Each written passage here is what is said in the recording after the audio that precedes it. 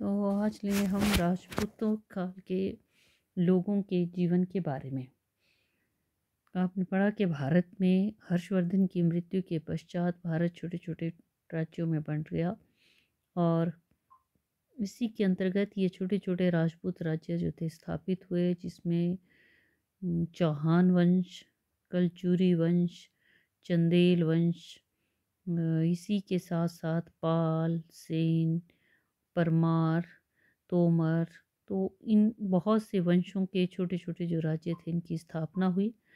और ये जो राजपूत राजा थे ये आपस में इनके लड़ाई झगड़े भी होते रहते थे। तो अब लेंगे हम राजपूत काल में लोगों का जो जीवन था वो कैसा था। तो सबसे पहले हम समाज की बात करेंगे। सामाजिक जीवन में पहला है परिवार। परिवार जो था ये समाज में परिवार, संयुक्त परिवार हुआ करते थे और इसी के तहत समाज परिवार का जो वयोवृद्ध व्यक्ति था वो मुखिया कहलाता था परिवार का। इसके अतिरिक्त लोगों के बारे में यदि हम कहें तो उस समय के जो लोग थे सत्यवादी थे, ईमानदार थे, झूठ बोलना, धोखा देना बुरा समझते थे लोग। इसी के साथ साथ यदि कोई वचन देते थे तो उसको किसी भी कीमत पर पूरा करने का प्रयास करते थे। आतिथ्य सत्कार की भावनाएं भी कूट कूट कर भरी हुई थी और शरण में आए हुए शत्रु की भी रक्षा की जाती थी। भोजन की बात करें तो राजपूत काल में लोगों का जो भोजन था, गेहूँ, चावल, जौ, ज्वार, दालें, तेल, घी, मांस और फल इत्यादि का सेवन करते थे। स्वादिष्ट भोजन खाने के शौकीन थे, जिसके लिए वे घी, तेल और मसालों का प्रयोग करते थे। जैन धर्म के कारण कुछ लोग शाकाहारी भी हो गए थे, लेकिन क्षत्रिय लोग शिकार खेलते और मांस का सेवन करते थे। साधारणतया विशेष तौर पर जो उच्च वर्ग के जो लोग थे वो अफीम, भांग और मदिरा का सेवन भी करते थे। फिर यदि वस्त्र की बात करें तो सूती, ऊनी, रेशमी वस्त्र पहनते थे उच्च वर्ग के लोग। लंबा कोट, चूड़ीदार पायजामा, जूते पहनते थे। साधारण लोग धोती बांधते थे। स्त्रियां चोली और साड़ी पहनती थी। उच्च वर्ग के लोगों के वस्त्र रेशम और मलमल के होते थे। सोने और चांदी के तारों की कढ़ाई के वस्त्र पहनते थे। साधारण वर्ग के लोग सूती कपड़ा पहनते थे। फिर आभूषण की बात करें तो लोगों के जो आभूषण था इसमें स्त्री और पुरुष दोनों श्रृंगार करते थे। स्त्रियां कई प्रकार के जो आभूषण थे वो उनके द्वारा पहने जाते थे और इसी के साथ साथ स्त्रियां जो थी वो श्रृंगार करने की भी बहुत ही शौकीन थी। इसी के साथ साथ यदि हम बात करें महिलाओं की स्थिति के बारे में, स्त्रियों की जो स्थिति थी उच्च आदर्श का पालन करती थी। राजपूत स्त्रियां पुरुषों के समान वीर साहसी हुआ करती थी। कई बार वे शस्त्र धारण करके युद्ध क्षेत्र में भी जाती थी। जैसे कि मोहम्मद कासिम ने सिंध पर आक्रमण किया तो दाहिर के साथ उसकी रानी ने भी शत्रुओं का सामना किया। राजपूत स्त्रियां उच्च चरित्र की होती थी, वे पतिव्रता होती थी, उनमें सती प्रथा प्रचलित थी। अपने सतीत्व की रक्षा करती हुई वे जलती हुई आग में एक साथ प्रवेश करके जल मरती थी, जिसे जौहर प्रथा कहा जाता था। आगे चलकर आप इस प्रथा के बारे में पढ़ेंगे कि जौहर प्रथा क्या थी। राजपूत स्त्रियों में पर्दा प्रथा नहीं थी। विवाह के विषय में स्त्रियों को काफ़ी स्वतंत्रता थी। राजकुमारियों के विवाह प्रायः स्वयंवर के द्वारा हुआ करते थे। कई बार स्वयंवरों में लड़ाई झगड़े भी हो जाते थे, जैसे कि पृथ्वीराज चौहान और जयचंद राठौर में संयोगिता के स्वयंवर के कारण युद्ध हुआ। संयोगिता जयचंद की बेटी थी और पृथ्वीराज चौहान उसे भगाकर जो है अपने साथ ले गया। साधारणतया लोग एक स्त्री से विवाह करते थे, लेकिन कुलीन वर्ग के लोग एक से अधिक विवाह भी करते थे।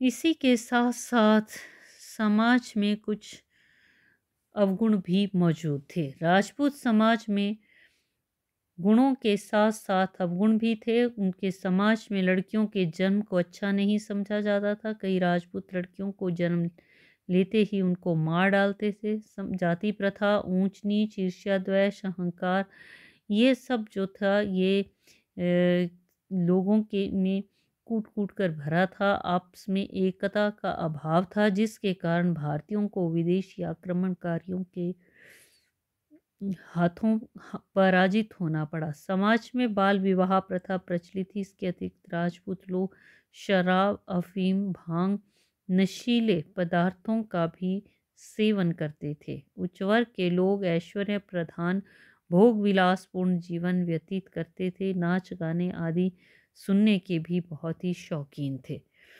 फिर लेंगे हम धर्म के बारे में। धर्म कैसा था? तो पहला है अनेक देवी देवताओं की पूजा। बहुत से देवी देवताओं की पूजा करते थे। विष्णु, दुर्गा, काली, शिव, शक्ति इत्यादि की। शक्ति की पूजा का और शिव की पूजा काफ़ी लोकप्रिय थी। राम कृष्ण को अवतार समझकर उनकी पूजा की जाती थी। मंदिरों का निर्माण। राजपूत काल में अनेक मंदिरों का निर्माण करवाया गया, जिनमें हिंदू देवी देवताओं की जो सुंदर मूर्तियां थी उनको बनाकर रखा गया। पुरुष स्त्रियां आजकल की भांति मंदिरों में जाकर पूजा करते थे। काली की के बहुत से मंदिर बनवाए गए, जहाँ पर पशु बलि भी दी जाती थी। फिर है पवित्र ग्रंथों का पाठ।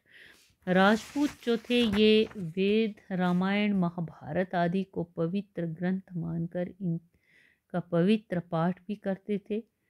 और फिर है हिंदू धर्म के हिंदू धर्म की बात करें तो हिंदू धर्म जो था ये इस समय एक भिन्न ही धर्म देखने में आता है, जिसमें वैष्णव और शैव मत लोकप्रिय हुए।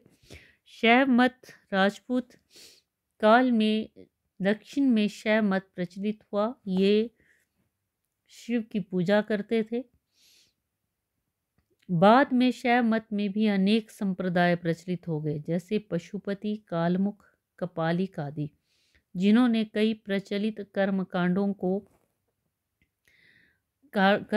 का विरोध किया। 12वीं शताब्दी में योगी संप्रदाय का जन्म हुआ, जिसके संस्थापक गुरु गोरखनाथ थे।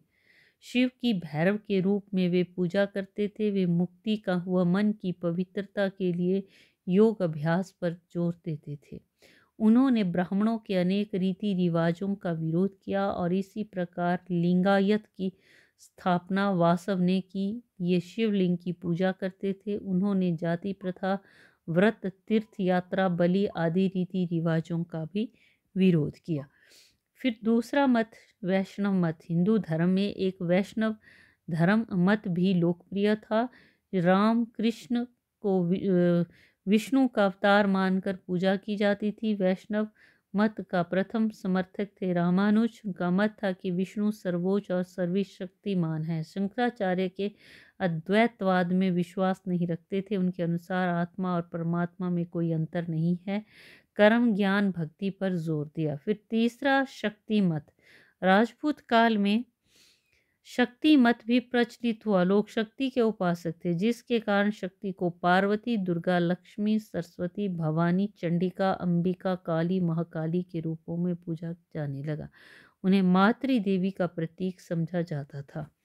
इसके बाद दूसरा अगला है बौद्ध धर्म की बात करें तो लगभग समाप्त हो चुका था। केवल बंगाल, बिहार के पाल शासकों ने बौद्ध धर्म को संरक्षण दिया। इसी प्रकार कश्मीर में भी बौद्ध धर्म के अनुयायी काफ़ी थे। बौद्ध धर्म में अनेक परंपराएं और जटिलताएं आ गई। बौद्ध धर्म में मूर्ति पूजा, जादू टोना आदि रीति रिवाज शुरू हो गए। अहिंसा का सिद्धांत राजपूत विरोधी था, क्योंकि वे हिंसा के पुजारी थे। इस प्रकार पाल वंश के पतन के पश्चात बौद्ध धर्म को काफ़ी जो है धक्का पहुंचा। फिर जैन धर्म की बात करें तो इस काल में गुजरात, राजस्थान के चालुक्य, मालवा के परमार, कर्नाटक के गंग शासकों का संरक्षण इस धर्म को प्राप्त था। इन शासकों ने कई जैन मंदिरों, जैन संतों की मूर्तियों का निर्माण करवाया, लेकिन बाद में राजाओं के संरक्षण की कमी के कारण जैन धर्म लोकप्रिय जो है नहीं बन सका। फिर इसके बाद इस्लाम की बात करें तो अरबों ने जब सिंध को जीता तो इसी के साथ भारत में इस्लाम का प्रवेश हुआ। आगे चलकर महमूद गजनवी, मोहम्मद गौरी ने भारत पर आक्रमण करके मंदिरों को लूटा तोड़ा, भारतीयों को बलपूर्वक मुसलमान बनाया और इसी दौरान भारत में इस्लाम के सूफीवाद का प्रवेश हुआ, जिसने लोगों में धार्मिक सहनशीलता और आपसी भाईचारे की भावना का काफ़ी प्रचार किया। तो ये था लोगों का सामाजिक और धार्मिक जीवन। आगे हम बात करेंगे शिक्षा, साहित्य और कला की। राजपूत काल में शिक्षा और साहित्य को भी प्रोत्साहन मिला। तो सबसे पहले शिक्षा के ऊपर आते हैं। शिक्षा के अंतर्गत राजपूत काल में जो प्रारंभिक शिक्षा थी वो मंदिरों और पाठशालाओं में दी जाती थी। विद्यार्थी गुरुओं के आश्रमों में शिक्षा ग्रहण करते थे। उच्च शिक्षा के लिए नालंदा, काशी, विक्रमशिला, उज्जैन और धारा उच्च शिक्षण केंद्र थे, जिनमें शिक्षा ग्रहण करने के लिए विद्यार्थी दूर दूर से आते थे। साहित्य की बात करें तो इस क्षेत्र में भी काफ़ी विकास हुआ। अनेक राजा जो थे स्वयं उच्च कोटि के विद्वान थे, जिन्होंने विद्वानों को संरक्षण दिया।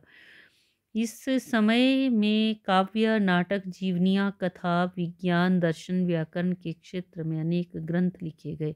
जयदेव की गीत गोविंद, भर्तृहरि का रावण वध, माघ ने शिशुपाल वध, क्षेमेंद्र ने रामायण मंजरी व 10 अवतार चरित, अभिनंद ने रामचरित, वसुदेव आदि काव्यों की रचना जो है ये काव्य के क्षेत्र में इस समय के दौरान की गई।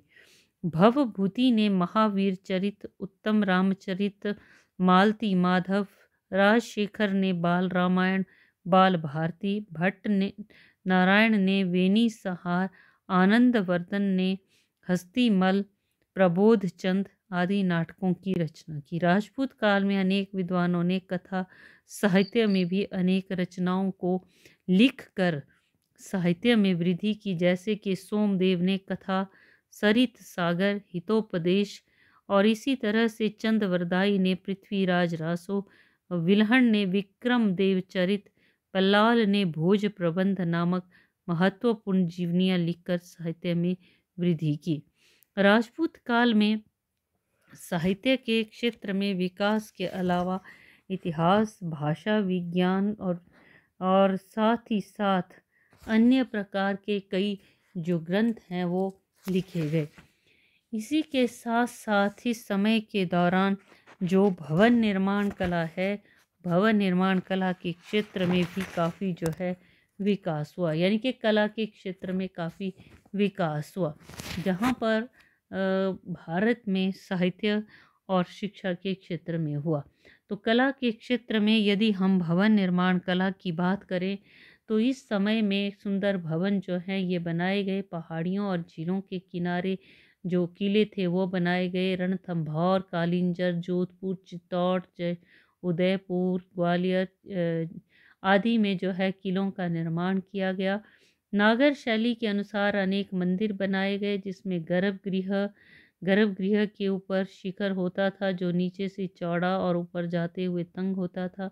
शिखर के ऊपर अमलाक और इस तरह के जो मंदिर थे उनका निर्माण किया गया। इसमें ऐहोल, पट्टदकल, जोधपुर, इसके साथ साथ कनौरा, पाल वंश ने खजुराहो इत्यादि के कई सुंदर जो मंदिर हैं ये इस समय के दौरान बनाए गए।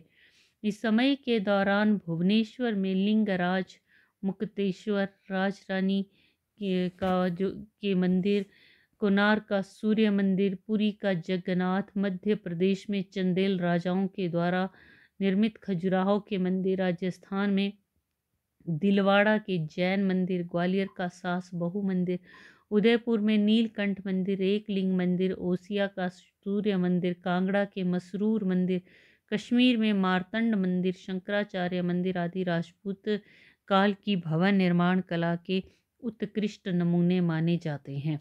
मूर्ति कला की अगर हम बात करें तो मूर्ति कला के क्षेत्र में भी काफ़ी विकास इस समय के दौरान हुआ। राजपूत काल में मिट्टी, पत्थर, विभिन्न धातुओं के हिंदू देवी देवताओं के जैसे कि शिव है, विष्णु, इंद्र, ब्रह्मा, गणेश, कार्तिकेय, अग्नि, सूर्य, दुर्गा, महाकाली, लक्ष्मी, पार्वती आदि की मूर्तियां बनाई गई। इसके अतिरिक्त जैन तीर्थंकरों, महात्मा बुद्ध, बोधिसत्वों, संतों की असंख्य मूर्तियां बनाई गई। इन मूर्तियों में कलाकारों ने भाव प्रदर्शन, अंगों का प्रदर्शन, कोमलता, सजीवता को साकार रूप देने में अद्वितीय प्रयास किया।